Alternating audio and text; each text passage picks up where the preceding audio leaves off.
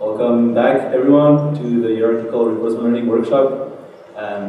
Now we have the first invited speaker of the afternoon. It's my pleasure to introduce Ian Peters. He's a professor at the University of Darmstadt and at the Max Planck Institute for Intelligent Systems. He has received a number of awards, like the IEEE Automation and Systems Early Career Award, and currently has a Jersey starting grant. And I think his work is very impressive because he has been applying reinforcement learning to robotics since way before the wave of deep learning. So we have a lot to learn of the things that already work then and how things are getting blended with these new technologies. And yeah, it is my pleasure to introduce Ian Peters. Thank you so much for your kind introduction, Carlos. I always thought the first time to give a talk is right before lunch because everybody wants to leave. Now I'm learning it's probably right after lunch because only very few, because you most didn't make it for lunch, but I'm very glad that you have made it. And I'm going to talk about hierarchical robot learning, both from an imitation and a reinforcement learning point of view. Let me start with two movies from our lab. The first one, on the left here, shows a newspaper from 2009 when we first taught a robot by imitation and subsequently by reinforcement learning how we can do a ball and the cut movement. So the robot didn't have any kind of hand-eye coordination before, so it also couldn't execute the trajectories the human presented because there's a 2 kilogram wrist while the human actually has muscles and can henceforth do a much higher acceleration than the robot with its electrical motors. Nevertheless, it quite quickly manages to learn from simply without any kind of model knowledge, just using reinforcement learning, just using a monolithic kind of policy representation called dynamic motor primitives. In fact, after about 40-something trials, it usually makes it into the cup, and after 90 it becomes perfect. Slightly worse than a 12-year-old child, let's say, 10 to 12-year-old child. Nevertheless, this kind of a policy could just represent a single primitive. What you see on the other side is a robot which actually gets a reward based on the height of the towers it can build. And in this case, it actually needs multiple primitives, since it needs to pick up objects, it needs to put them down, and it needs to, in addition, place these objects. So we are really talking about quite a more complex problem in the moment where we want to learn composite policies. It's consisting out of many, many primitives. And this has really been one of the core goals, always in my group, to compose more and more complex primitives out of good elementary policies. And for that, I really want to take you a little bit on a grander journey on what I think from a core classical robotics point of view are really good hierarchical reinforcement learning and imitation learning problems. I put them both together and just call it robot learning. And I'll give you some of these problems, I'll give you an answer, and then hopefully we'll get to a little bit of a conclusion. So let me start with the contrast. What you've seen first, on the left side with the ball and the cup, was a monolithic policy. In the end, a representation that could store a single continuous state, mapping from continuous states to continuous actions, and storing multiple behaviors in such a system is generically incredibly hard. In many cases, you would actually have to choose at some point between two behaviors for the same state, so it may not even be a completely solvable problem. And even worse, physics knowledge is not really shared, of course, along behavior, because all of the motor knowledge is directly in a monolithic policy. That's something which is rather wasteful. So instead, what you really want in a composite policy is that you rather have many reusable continuous states, continuous action policies, which by themselves are, of course, discrete entities.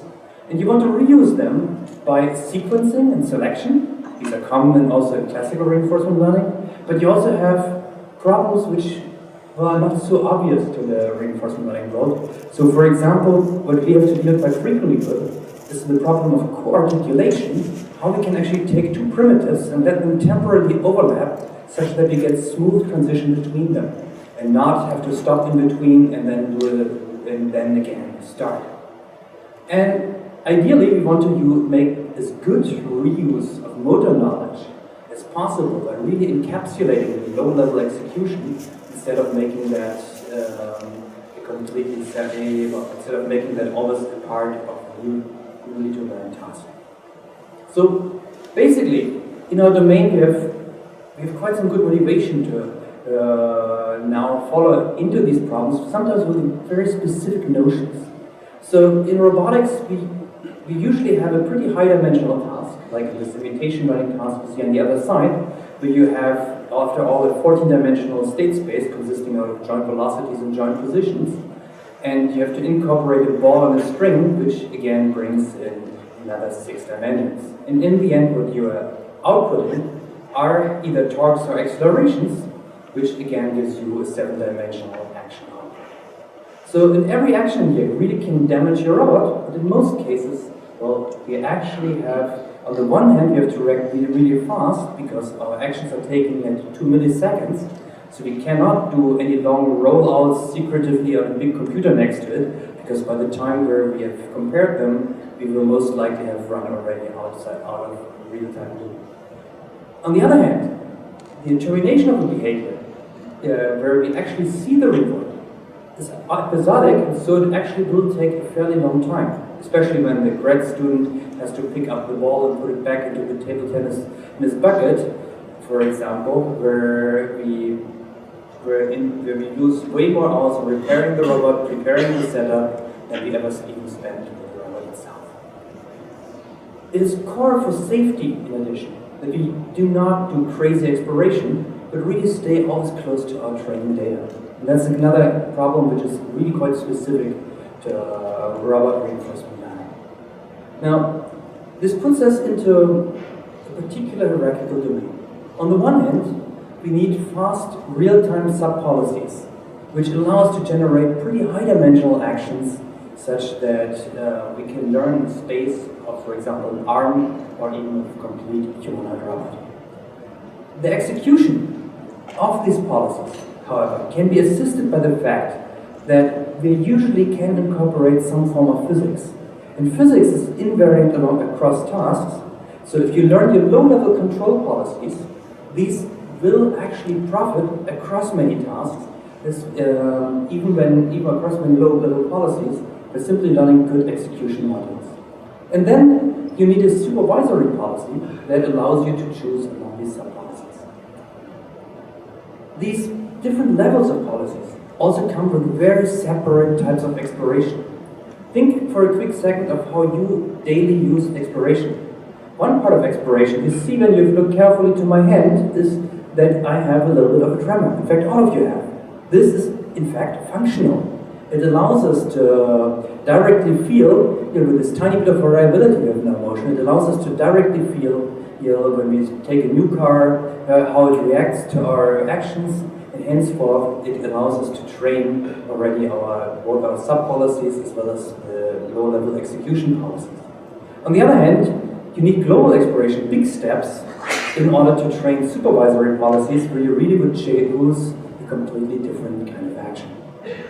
And then, well, we're generically in the domain of microdata, so since we are minutes of episodes are usually grad student hours, and well, when you deal with high-speed robots and high-acceleration robots, it usually means pretty strong repair time, and even worse, nearly all robots are different, even when they're bought from the same manufacturer out of the same batch. So in the moment where you're really using dynamics, the differences can be actually quite crucial. So from this, we derive a way of how we think about robot learning tasks. At the lowest level, we have the low-level execution policy, like this execute box here. On the next level, we have many sub-policies, which allow us to learn specified behaviors, which are then subsequently chosen based on the context by a supervisory policy to be both to be executed, but also to be reused in new scenarios. And at each of these levels, we do different kinds of learning. At the highest level, the context level, we have the supervisory policy, which enables particularly complex sequencing. And that requires actually quite a few steps. It requires that we can initialize primitives so that that they get started, it requires that they get superimposed. Now that's something which is specific to robotics, but if I have primitives for two different arms, I do not want to learn whole body primitives, but much rather I want to learn ideally my arm movements separately from my leg movements and only superimpose them on top of each other. Then there's this problem of co-articulation or blending, that we do want to have no stops between the different sequences, and well, there's obviously sequencing itself.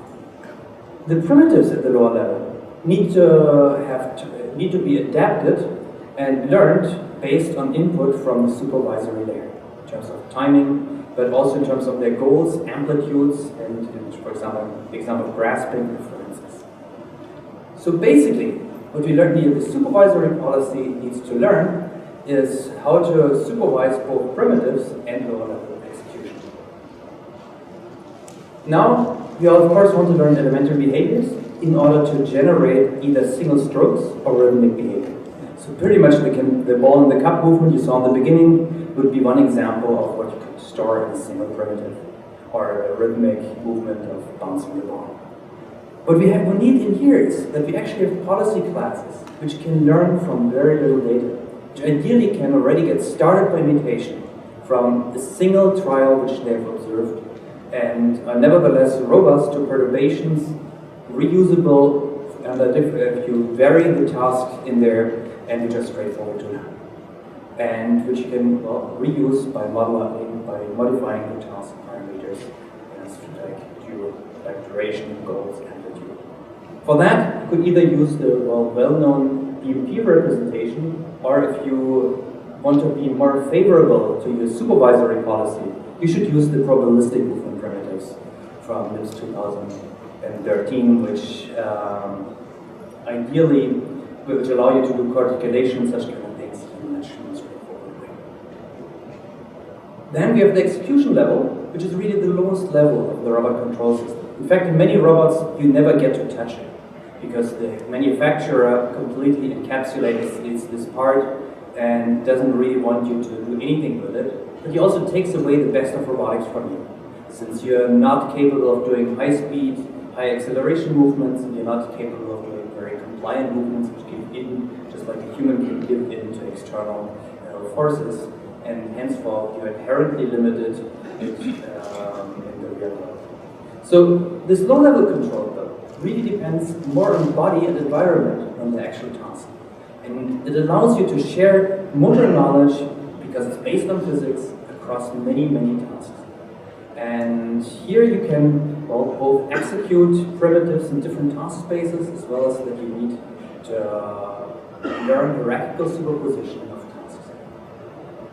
The approach we advocate here is that what you really should be learning is kind of what we call a hierarchical operation space control, which uses physics-based insights on your parameterization, but subsequently learns to fusion many different tasks in different task spaces.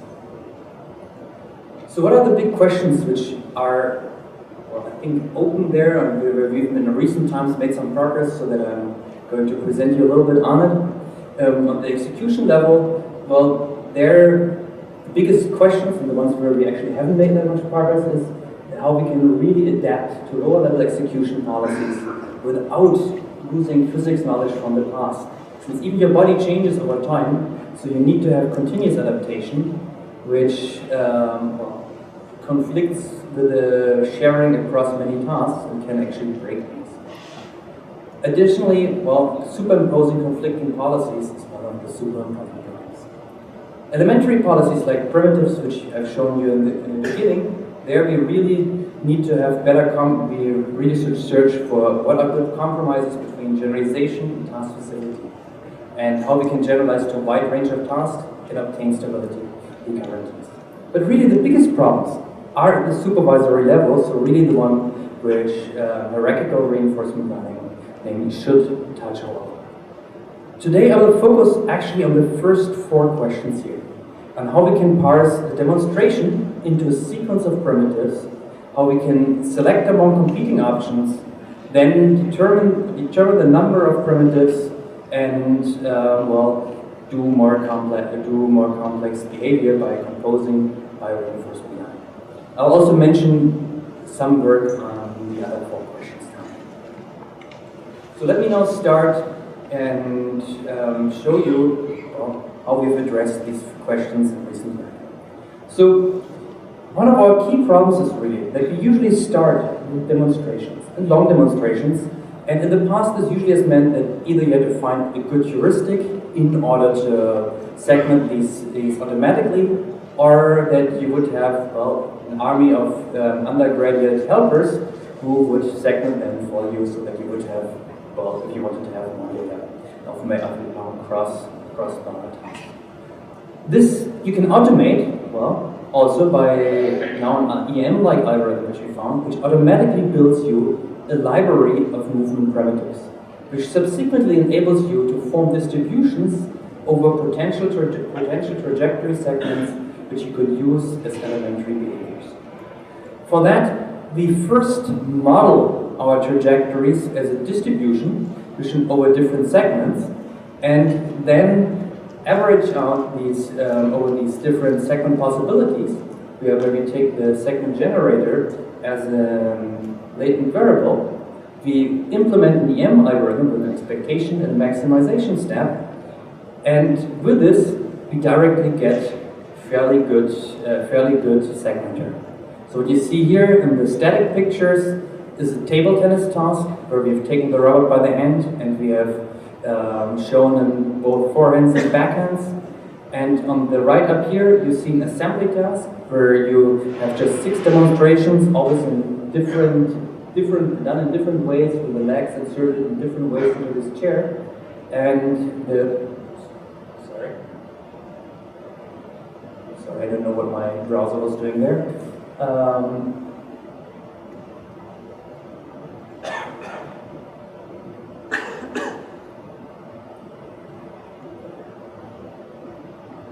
So you basically have different demonstrations. In this case, we directly assume an operational space controller, because for humans, on the one hand, it makes a lot of sense to learn things in joint space, like robot table tennis, whenever something is really fast, where humans also learn in joint space, because you get very awkward movement if you try to learn in another task space, and also very not energy efficient movement. While when you learn manipulation, this is for humans usually learned in retina space, while in the same way for robots, you obviously want to learn this either in Cartesian space or in camera space. And here the robot was first shown different insertion ways for this chair, and say here a chair, and it can reproduce now and directly from these demonstrations reproduce them in different ways. It directly also has a controller for the variability during insertion, and build chair for you. So I'll fast forward this, and this is then one of the many executions. In fact, you can store all of the different sequences as one distribution in here. Now, this gives you an initial policy. It gives you a policy with a gating network, which tells you, well, which options to select. And it gives you primitives, which are each options, so distribution over different actions. And so the obvious thing you want to do now is you want to self-improve these and sequence these. What we use for that, or what we applicate here, is the algorithm called relative entropy policy search, where the first 2 constraints of this optimization problem should be fairly familiar to anybody on reinforcement learning, since we have the expectation of the reward, which we want to maximize under a state distribution in the policy. And we obviously require the state distribution times policy to be a probability distribution and to follow the full system dynamics. Not so well known is maybe the constraint on staying close to the training data. It's a type of entropy regularization, you could say, where you try to stay close to the observed training data. It's actually quite important to put the state distribution in here, because in the moment where you're using any form of approximations for your policy, you automatically will otherwise start to do bad approximations, as it allows you to unnecessarily separate the policy learning problem from actually these underlying distributions. Now, the naive way of doing things would be that we would be just inserting the options as an additional part in here, so that we would have an option policy which tells us, well, which option to select. And even the naive way works already quite well when you apply it, for example, in robot table tennis, where you would here select, well, would here generate several different striking behaviors, and subsequently could now choose locations where these behaviors would be bad. So imitation learning can already be quite good. You get 60% of the balls back against the ball gun, but you can now aim the ball gun such that you are hitting locations where the robot was previously really, really bad, and bring these up to about 8% in success rate, where it was 0% success before. Altogether, the system actually manages to do 97% against the ball gun, and well, Katarina always says she learned table tennis for a PhD as a good computer scientist, and I think we can say the robot is about as good as his teacher. Now, we've made quite a lot of more progress in terms of using the human intent. So if you want to have fast switches between the forehand and backhand primitives, you really need to estimate what the human wants to do before the human has touched the ball, but I will not show you these things today. So the naive approach, of course, has super big problems, because it basically it requires that there is a certain amount of convexity assumption. Since we have a weighted supervision of primitives in here, and not all of the convex combinations which are possible are physically plausible. Think of me trying to get around this pulled on the left or on the right. Quite clearly, it's possible to go on the left or on the right, but going in the middle is actually quite hard. So for that, the reasons, what happens actually is pretty pathetic sometimes. You could have two primitives, and here these are different incoming balls, and none of these two primitives would specialize, but they would actually try to both grasp both kind of behaviors instead of specializing on different regions where they could be related. If you impose, in addition, a responsibility constraint in order to limit the responsibility of your gating network, you can actually force your system to specialize in such that the sub-policies get localized and specialized in certain behavior, which gives you much better performance than they have. This makes one tiny change, since high entropy causes a big overlap, and by forcing limited responsibility to the supervisory policy, you actually make a big difference. Started late, right? Thank you. So it allows us also to, first of all, get a better performance than with a monolithic policy, and the number of primitives can actually be adaptively reduced based on the entropy we just defined. You can also learn how to do sequencing in this way. Now, we Germans are very ignorant about ice hockey, so we actually call this hockey. We have heard it's more close to what Canadians call curling. So we try to shoot one puck against the other puck, and in a blackjack manner, you want to ideally achieve a reward from 3, but it's really, really dangerous if you have the puck here and you shoot again against this one, you shoot it too far, you just get a 0 reward. In this case, you can really see again that a composite policy can do an amazingly big advantage over a monolithic policy which runs over the complete longer episodes. So we nearly always get to the final performance of getting an average of 3 in this hockey task, and that even works on both simulated and monolithic. Finally, we will see the behavior. Oops, we should have seen the behavior. So the zones are obviously not that pretty in the real world. It's actually quite a hard task, so my students were worse than the robot. But in this case, it of course helps that the execution that the robot has a certain amount of precision. So this here would be a successful task. If you now give him the puck, you should actually try not to aim at the other one in order to be successful, and that's exactly what he has. Okay, so I've run out of time already. Let me just quickly highlight, if you want to know more about the technical details, There are some really good journal papers out now on all of these experiments. And if you're more interested in some of the other supervisory questions that I didn't manage to fit into the time, then please look at the, here there are much earlier answers which we have on this. With that, I would like to thank you for your attention and, well, hope that we still have time for a question or two.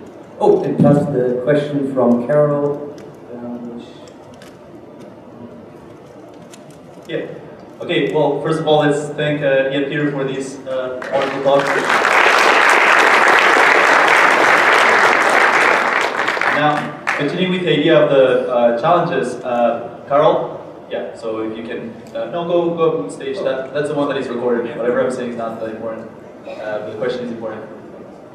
So, Carl Hosman, he's a PhD student at USC, finishing now, and he has been at DeepMind, and he's gonna have a challenge for Ian Peter, right? Hello. So first of all, thanks for a great work, for a great talk. And my question is about what do you think about the new approaches in deep reinforcement learning? So you in particular, you have been doing a lot of great work for quite some time now on reinforcement learning, robotics, on policy-graded methods, on actor-critic methods. And now we see that lots of these methods are resurfacing, but now with applications deep neural nets. And we've seen a lot of really impressive results, especially here at NIPS. And I'm interested to hear what you think about these methods. If you think that these are just the same methods that we've been working on for a really long time, just now with applications of deep neural nets, or if you've seen any significant breakthroughs. And also, what do you think are the new approaches, the new paths that open up because of the arrival of deep neural nets? This is a pretty big question. Now, first, I'm actually a bit surprised sometimes about the policy search actor-critic methods which made it to deep learning, since many of these were the ones which worked worse for us, which now work better in deep reinforcement learning. I don't really understand why that is sometimes the case. So especially when it came, for example, about summing up the advantages, which we did in the episodic natural actor-critic, which now came back in the A3C algorithms and others. This was in the end a thing which, well, if you wanted, you would really need a lot of trials, and we were much happier with, well, the EM methods and other things which came later. So for us, this was a pretty big surprise what all became popular in deep learning, also why our more modern methods, which on the shadow of flat learning, I think we're actually working better, haven't made it in there. I haven't seen so many things which are substantially different, actually. Where these work, I mean, they do work better and so on, because we, in the end, have much better feature representations. I think we simply had very, very few problems in the past, which of course is a fantastic advance. But it really surprised me on that in terms of if you would feed things back to flat representations, there's actually not so much which I found happening. I think what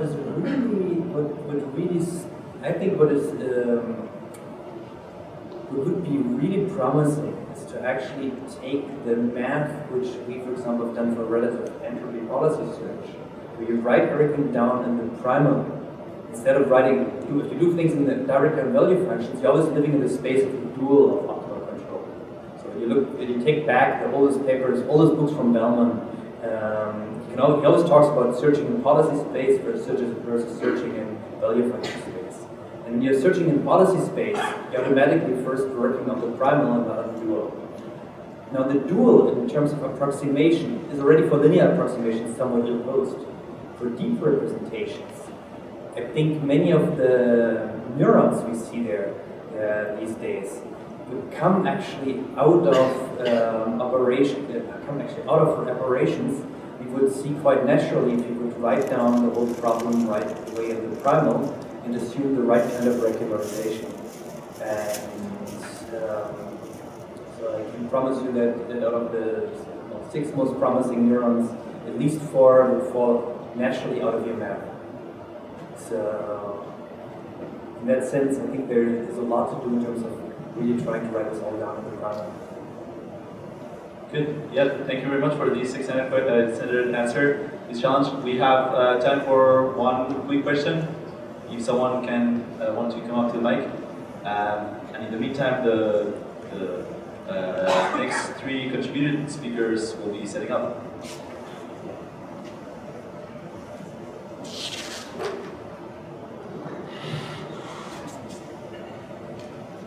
No questions? Everybody is asleep? My God, we're like undergrads.